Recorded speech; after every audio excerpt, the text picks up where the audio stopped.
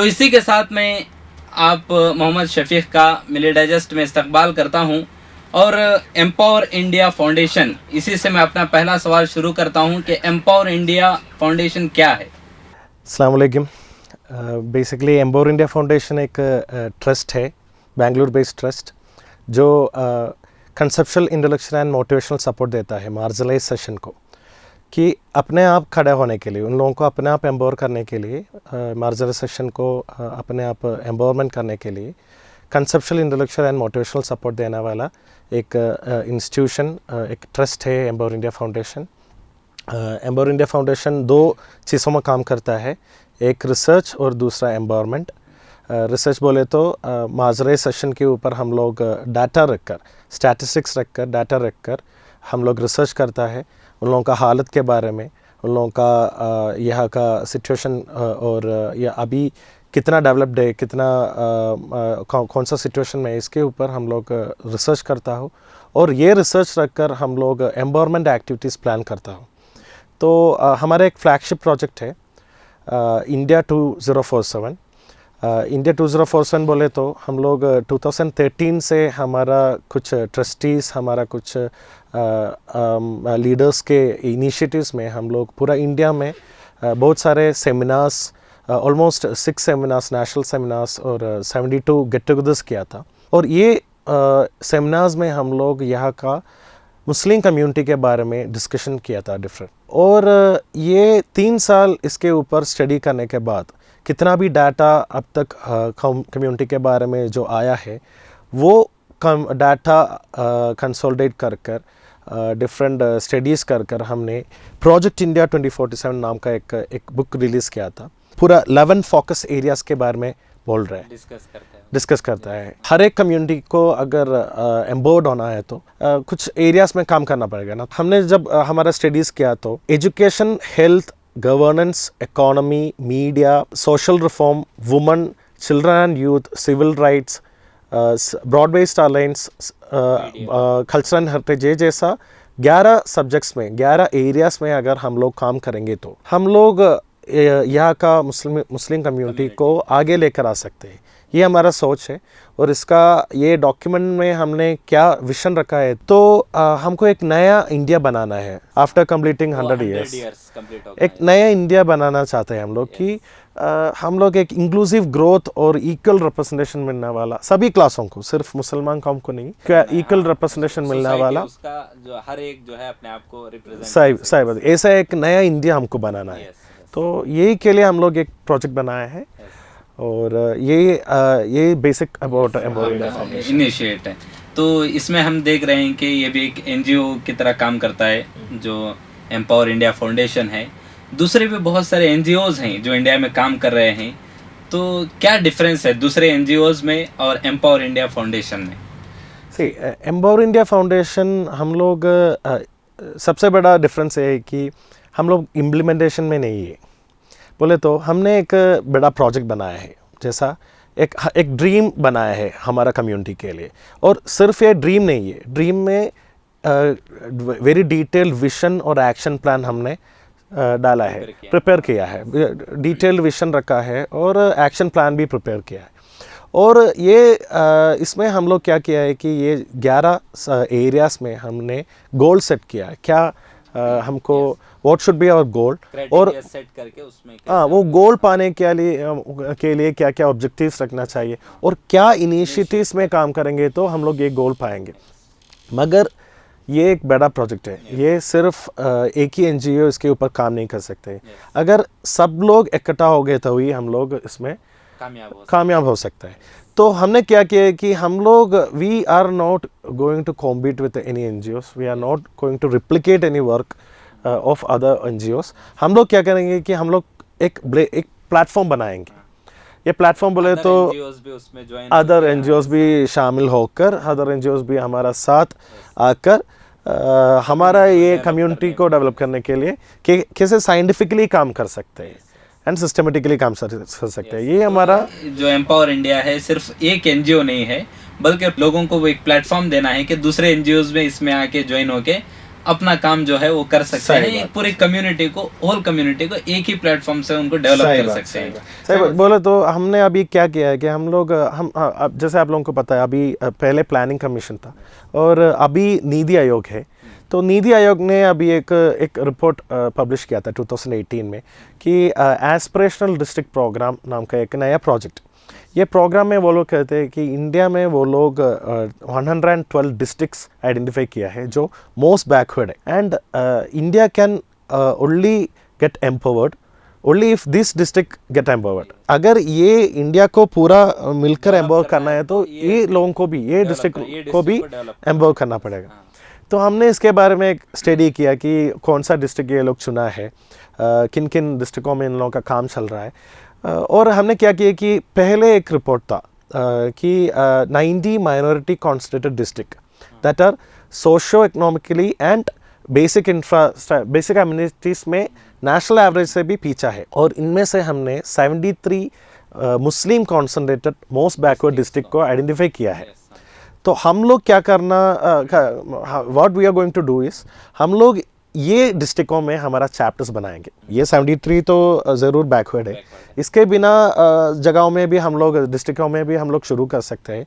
तो ये जगहों में हम लोग डिस्ट्रिक्ट चैप्टर्स बनाएंगे एम्पावर इंडिया फाउंडेशन, और ये चैप्टर एक कॉमन प्लेटफॉर्म जैसा काम करेगा जो वहाँ का, वो डिस्ट्रिक्ट का हालत के बारे में पढ़ने वाला और वो उसके बारे में समझने वाला और वहाँ का कमियों के बारे में स्टडी करने वाला एक प्लेटफॉर्म होगा। ये प्लेटफॉर्म में हम लोग सब लोगों को बुलाएंगे, सभी ऑर्गेनाइजेशन का लोगों को बुलाएंगे, वहाँ का काम करने वाला प्रोफेशनल लोगों को, डिफरेंट कम्युनिटी एंथुसियास्ट लोगों को। गवर्नमेंट आइडेंटिटी क्या है, इतना जो डिस्ट्रिक्ट्स है जैसे बैकवर्ड है, तो दूसरे अदर एनजीओज भी हैं जो काम करते हैं कि डिस्ट्रिक्ट को आइडेंटिफाई करते हैं या एक एरिया को आइडेंटिफाई करते हैं कि यहाँ पे जो है एजुकेशन का ज़रूरत है, यहाँ पर मेडिसिन का ज़रूरत है, तो एक कैंप करके वो लोग करता है।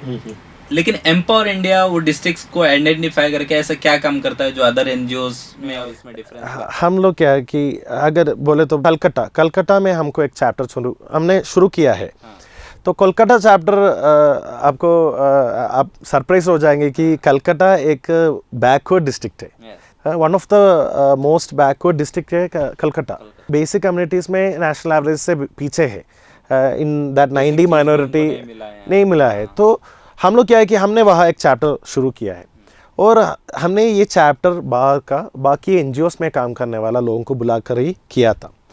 तो अभी हम लोग क्या करें कि वहाँ आप लोगों को, जैसे आप लोगों को पता है, वो एक कॉर्पोरेशन है, कलकत्ता बोले तो एक कॉर्पोरेशन है। कॉर्पोरेशन के नीचे 146 वार्ड्स आता है वहाँ। तो वार्ड्स को हमने डिवाइड किया है और ये वार्ड्स में हम लोग, इसमें से 5 वार्ड चुनकर हम लोग छोटा छोटा सर्वे करेगा कि कितना इनिशिएटिव्स किन किन एरियाज में यह काम कर रहे हैं। और हम क्या करेंगे कि हमने, जैसे मैंने बोला, हमने सभी फोकस एरियाज में इनिशिएटिव्स, क्या मिनिमम इनिशिएटिव्स होना चाहिए, ये लिस्ट आउट किया है। तो हम लोग ये जो इनिशिएटिव्स वो ग्रास रूट लेवल में काम करता है, उसको ये इनिशिएटिव्स के साथ जो हमने लिस्ट किया है, ये इनिशिएटिव्स लिस्ट आउट किया है, ये कंपेयर करेगा। तो हमको साइंटिफिकली हमको पता लग जाएगा कि वहाँ अभी और क्या क्या आना चाहिए। And we will motivate the community in the Calcutta region, Calcutta chapter, to take up issues। ये जैसे इनिशिएटिव्स को अपने आप टेक अप कर लो और वहाँ काम कर लो। हाँ, तो बेसिक जो वहाँ का जो लोग रहेगा उसी वही इन जो भी गोल्स है उसको इनिशिएट करके वो लोग ही करेगा, खुद करवाएंगे। वो प्रोसेस हम लोग साइंटिफिकली करेगा, वही हमारा अप्रोच है एक्चुअली। तो अभी खास करके ये कलकत्ता रीजन या कलकत्ता का जो चैप्टर है, तो मुस्लिम कम्युनिटीज़ होल इंडिया में अलग अलग जो एरिया जो आप सेलेक्ट करेगा 4 अलग अलग इंडिया में, तो उसमें मुस्लिम कम्युनिटी को एम्पावर करना बहुत ज़रूरी है, क्योंकि अलग अलग जो सचार कमेटी और जो भी रिपोर्ट्स आते हैं, डाटाबेस आता है, मुस्लिम कम्युनिटी को लेकर के उसमें कुछ अच्छा खास इम्प्लीमेंट नहीं मिलता है। तो सोसाइटी को डेवलप करने का जो बात आती है, उसमें मुस्लिम कम्युनिटी को डेवलप होना कितना ज़रूरी है और ये क्या इसके लिए बेसिक काम चल रहा है ग्रास रूट में? मुस्लिम कम्युनिटी को तो डेवलप करने। 2006 में जब सच्चार कमेटी रिपोर्ट आया था वो बहुत actually Muslim community got surprise because उतना बड़ा रिपोर्ट्स उसमें था कि इंडिया में almost 31% Muslims are under poverty line, 25% कभी भी कोई भी स्कूल अटेंड नहीं किया है यहाँ का स्टूडेंट्स, नहीं तो सिर्फ यहाँ का सबसे बड़ा एम्प्लॉयर इंडियन रेलवे है और इंडियन रेलवे में सिर्फ 4.5% है हमारा रिप्रेजेंटेशन, फॉरेन सर्विस में 1.6% है। ये बहुत खराब रिपोर्ट आया था हमारे बारे में मुसलमान कम्युनिटी के बारे में। मगर इसके साथ अगर देखेंगे तो इंडिया का मुसलमान community is the second largest population. All India में देखेंगे तो सबसे ज़्यादा है, पूरा इंडिया पूरा विश्व में देखेंगे तो भी हम लोग सबसे सेकंड लार्जेस्ट है। 17.2 करोड़ है हमारा population. And as per Vamsi report, वामसी बोले तो Waqf board management system of India के रिपोर्ट के हिसाब से 6.1 लाख ऑफ प्रॉपर्टी है हमारा पास, 6.1 लाख। दैट इज गवर्नमेंट और आर्मी को छोड़कर सबसे ज़्यादा प्रॉपर्टी हमारा कम्युनिटी के हाथ में। मगर ये इस्तेमाल करने के लिए हमारा कोई प्लान, एक्शन प्लान नहीं है हमारा पास। तो वो एक्शन प्लान हम लोग अभी बनाने की कोशिश कर रहा हूँ। ऑलरेडी हमारा पास एक प्लान है, मगर कम्युनिटी आगे आकर ग्रास रूट लेवल में काम करेंगे तो ही कुछ होगा, क्योंकि अभी इतना हमारे पास वक्फ में है उसको इम्प्लीमेंट नहीं कर रहे हैं। अदर जो नेशनल की तरफ से, स्टेट की तरफ से जो फंड आता है वो तक हम लोग जो है लेके उसको फायदा नहीं उठा रहे। वो ऐसा मैं सुना कि जो भी हमारा फंड रिलीज होता है गवर्नमेंट की तरफ से मुस्लिम कम्युनिटी के लिए, उसका टाइम खत्म होने के बाद वो वापस गवर्नमेंट की तरफ चला जाता है। सही बात। हमने एक्चुअली एम्पावर इंडिया फाउंडेशन ने एक डिटेल स्टडी किया था इसके बारे में। तो एम्पावर इंडिया फाउंडेशन में जब हमने स्टडी किया था, ये जैसे मैंने बोला, सच्चार ने ऑलमोस्ट 76 रिकमेंडेशन बताया था, 76 रिकमेंडेशंस बताया था कि अगर ये 76 रिकमेंडेशन इम्प्लीमेंट करेंगे तो यहाँ का मुस्लिम कम्युनिटी अपने आप आगे आ जाएगा। तो ये रिकमेंडेशन रखकर मिनिस्ट्रीज ने 43 डिसीशंस लिया था, 43 डिसीशंस। और हमने एक स्टेटस स्टडी किया कि ये डिसीशन का क्या हुआ, ये डिसीशंस को कि इतना बड़ा रिपोर्ट आ गया और इतना बड़ा डिसीजन लिया तो कुछ होना चाहिए ना। तो ये रखकर जब हमने स्टडी किया तो जैसे गवर्नमेंट ने डिसाइड किया था कि हर एक जगह में एक इक्वल अपॉर्चुनिटी कमीशन आना चाहिए। मगर ये नया गवर्नमेंट 2014 में गवर्नमेंट चेंज होने के बाद वो बैक ऑफ कर दिया, वो विड्रॉ कर दिया, वो इम्प्लीमेंट नहीं किया वो लोग। और एजुकेशन में सर्व शिक्षा अभियान में अगर 2016-17 का देखेंगे तो सर्व शिक्षा अभियान के लिए कितना मुस्लिम कम्युनिटी के लिए कितना अलोकेट किया था, इसका सिर्फ 50% यूटिलाइज किया है। और अगर हम लोग एक रिकमेंडेशन था कि जो मुस्लिम कॉन्सनट्रेटेड एरियाज है वहाँ मुस्लिम तानास पुलिस स्टेशन और हेल्थ प्रोफेशनल जैसा मुस्लिम लोगों को प्लेस करना चाहिए, क्योंकि ज़्यादा अपॉर्चुनिटी मिलेगा। ऐसा एक रिकमेंडेशन था। मगर जब हम लोग 2017 का जून और दिसंबर के बीच का रिपोर्ट देखेंगे तो it was 3.6% before, now it came down to 2.9%, कम हो गया। और एक ऐसा भी था कि मुस्लिम गर्ल्स स्टूडेंट्स के लिए उन लोगों को आगे लेकर आने के लिए अपर प्राइमरी स्कूल्स शुरू करना चाहिए, ऐसा एक रिकमेंडेशन था। और 835 स्कूल्स हम लोगों ने शुरू कर दिया, गवर्नमेंट ने शुरू कर दिया। इसमें से अभी देखेंगे तो सिर्फ 540 स्कूल्स आर ओनली वर्किंग, इतना ही काम कर रहे हैं, ऑपरेशन में है। और इसमें से परसेंटेज देखेंगे तो सिर्फ 21.21% हमारा मुस्लिम स्टूडेंट्स का रिप्रेजेंटेशन है।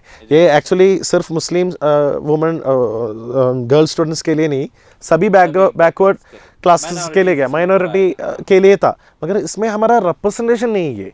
तो इसमें दो प्रॉब्लम है, एक गवर्नमेंट की तरफ से डेवलपमेंट का जो फंड अलोकेट करता है, वो इनिशिएटिव्स होता है, वो लोग इम्प्लीमेंट नहीं कर रहे हैं।